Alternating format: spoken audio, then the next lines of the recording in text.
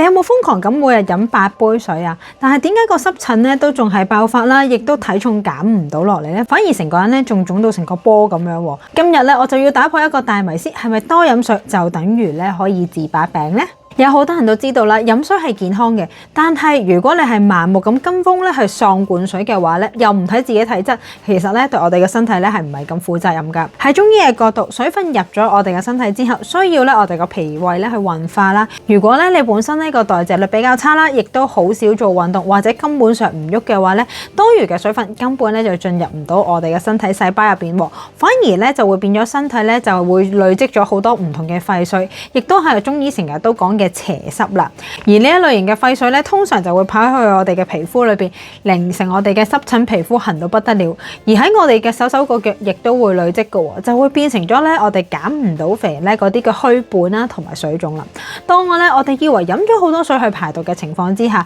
其實咧係幫我哋身體咧就取緊一個咧發炎嘅水袋啊。